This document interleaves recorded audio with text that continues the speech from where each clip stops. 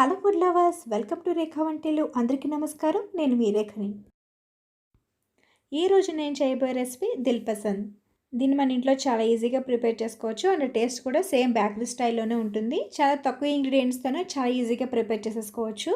So దీన్ని ఎలాగ prepare చేయాలో తెలుసుకోబోయే ముందు నా ఛానల్ కనుక మీరు సబ్స్క్రైబ్ చేసుకుని ఉండకపోతే ప్లీజ్ సబ్స్క్రైబ్ మై ఛానల్. పక్కనే ఉన్న బెల్ ఐకాన్ మీరు ఎన్రోల్ చేసుకుంటే నా అప్కమింగ్ వీడియోస్ అన్నీ మీకు అప్డేట్ అవుతాయి. So let's start the process. కావాల్సిన ఇంగ్రీడియంట్స్: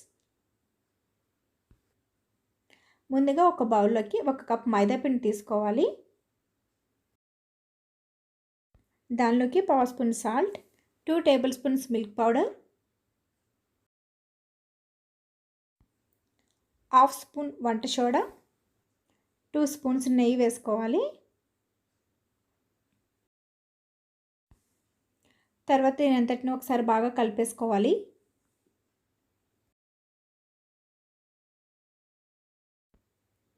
మనం నెయ్యి వేసి కలిపినప్పుడు చేతిలోకి ఉండలా రావాలి. అప్పుడే మనకి దిల్ పసంద్ పర్ఫెక్ట్గా వస్తుంది. తర్వాత కొంచెం కొంచెం వాటర్ వేసుకుంటూ మనం చపాతీ పిండి కలుపుకున్నట్టు దీన్ని కలుపుకోవాలి.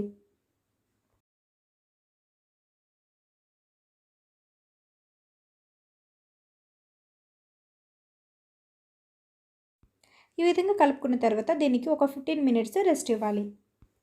తర్వాత ఒక బౌల్లోకి 1 కప్పు ఎండు కొబ్బరి కూరు, మీ దగ్గర ఎండు కొబ్బరి లేకపోతే పచ్చి కొబ్బరిని ఫ్రై చేసుకొని వేసుకోవచ్చండి. దీనిలోకి 1 కప్పు షుగర్ పౌడర్ యాడ్ చేసుకోవాలి. మీరు షుగర్ తక్కువ తింటాను అంటే తగ్గించుకొని వేసుకోవచ్చు. తర్వాత ఇలాచీ పౌడర్ వేసుకోవాలి. కొన్ని డ్రై ఫ్రూట్స్ కూడా యాడ్ చేసుకోవచ్చు. నేను కాజు అండ్ బాదం యాడ్ చేసుకుంటున్నాను. అండ్ టూటీ ఫ్రూట్ కూడా యాడ్ చేసుకోవాలి. మీ ఇష్టం అండి, మీరు ఎన్నైనా యాడ్ చేసుకోవచ్చు ఇవి. తర్వాత వీటినన్నిటిని ఒకసారి స్పూన్తో బాగా కలిపేసుకోవాలి పైనుంచి కిందకి. దీనిలోకి ఒక 1 స్పూన్ నెయ్యి యాడ్ చేసుకోవాలి. నెయ్యి యాడ్ చేసుకున్న తర్వాత దీన్ని అంతటిని ఒకసారి మళ్ళీ బాగా కలుపుకోవాలి.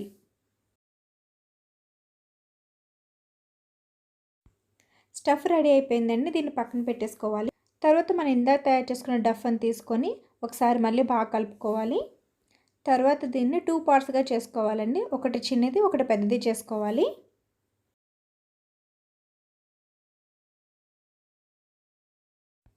తర్వాత కొంచెం ఫ్లోర్ వేసుకొని ఈ చపాతీ ముద్దను దానిలో అద్దుకొని మనం పెద్ద చపాతీ తయారు చేసుకోవాలి.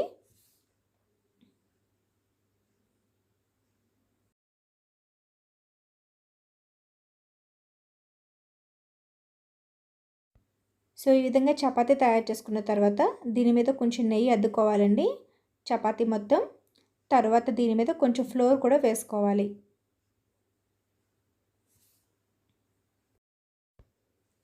వేసుకున్న తర్వాత దాన్ని ఈ విధంగా మడుచుకోవాలండి. ఈ వీడియోలో చూపించిన విధంగా మీరు చేసుకోవాలి. ఇలా చేయడం వల్ల మనకి పైన డఫ్ అనేది లేయర్స్ కింద వస్తుంది. లైక్ మనకి బేకరీలో ఎలా ఉంటుందో సేమ్ అలానే వస్తుంది.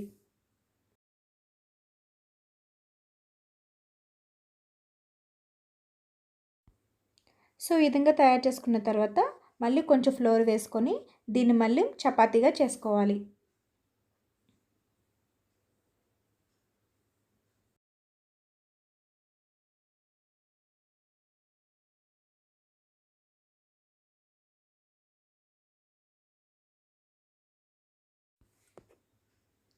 సో ఈ వీడియోలో చూపించిన విధంగా ఈ మందం రావాలండి. దీన్ని తీసుకొని ఒక ప్లేట్లో పెట్టేసుకోవాలి. రిమైనింగ్ పార్ట్ని కూడా సేమ్ ఇదే ప్రాసెస్లో మనం చపాతీ తయారు చేసుకోవాలి. తర్వాత మనం చేసుకున్న పెద్ద చపాతీలు మనం తయారు చేసుకున్న స్టఫ్ని మొత్తం ఉంచుకోవాలి. స్టఫ్ వేసుకున్న తర్వాత దీని మీద మనం ఇందాక తయారు చేసుకున్న చిన్న చపాతీని దీని మీద పెట్టుకొని స్టఫ్ని క్లోజ్ చేయాలి.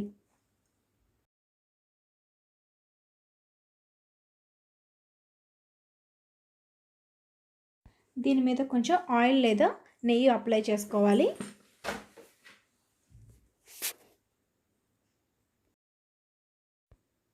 అప్లై చేసుకున్న తర్వాత ఇప్పుడు దీన్ని క్లోజ్ చేసుకోవాలి.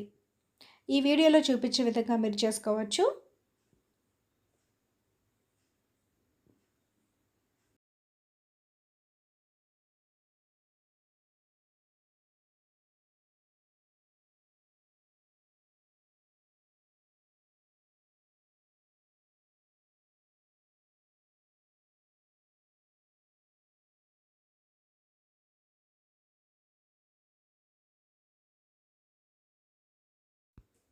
సో టోటల్గా మొత్తం ఈ విధంగా అప్లై చేసుకొని ఒకసారి నెయ్యి లేదా ఆయిల్ అప్లై చేసుకోవాలి.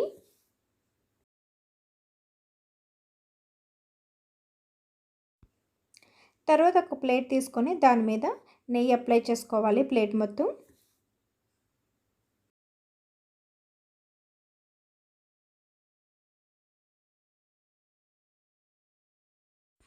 నెయ్యి అప్లై చేసుకున్న తర్వాత మనం తయారు చేసుకున్న దిల్ పసంద్ని దీనిలో ఉంచుకోవాలి. తర్వాత స్టవ్ మీద ఒక పెద్ద గిన్నె పెట్టుకొని దానిలో చిన్న స్టాండ్ పెట్టుకోవాలి. గిన్నెని ఒక 10 మినిట్స్ హై ఫ్లేమ్లో హీట్ అవ్వనివ్వాలి. తర్వాత దిల్ పసంద్ ఉంచిన ప్లేట్ని ఇందులో పెట్టుకొని మూత కవర్ చేసుకొని ఒక 20 మినిట్స్ మీడియం ఫ్లేమ్లో దీన్ని కాలనివ్వాలి. 20 మినిట్స్ తర్వాత దీన్ని ఒకసారి పైకి తీసుకొని ఇది పొంగి ఉంటుంది కాబట్టి లైట్గా దీని మీద హోల్స్ చేసుకోవాలి. దీనివల్ల లోపల బ్లాక్ అయిన ఎయిర్ బయటకు వచ్చేస్తుంది. తర్వాత దీన్ని తిరగేసుకొని మళ్ళీ ఒక 15 మినిట్స్ మీడియం ఫ్లేమ్లో దీన్ని కాలనివ్వాలి.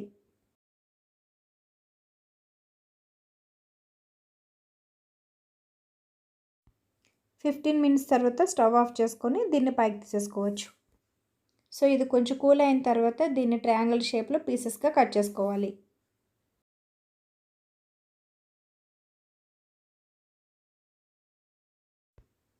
సో చూసారు కదండి, ఎంతో టేస్టీగా ఉండే దిల్ పసంద్ ఇంట్లో ఎంత ఈజీగా ప్రిపేర్ చేసుకోవచ్చు. సో మీరు కూడా ఒకసారి ట్రై చేయండి. ట్రై చేసి టేస్ట్ అనేది ఎలా వచ్చిందో కామెంట్ బాక్స్లో మెన్షన్ చేయండి. నా వీడియో కనుక మీకు నచ్చినట్లయితే please like and subscribe my channel. Thank you for watching. Bye. I love you.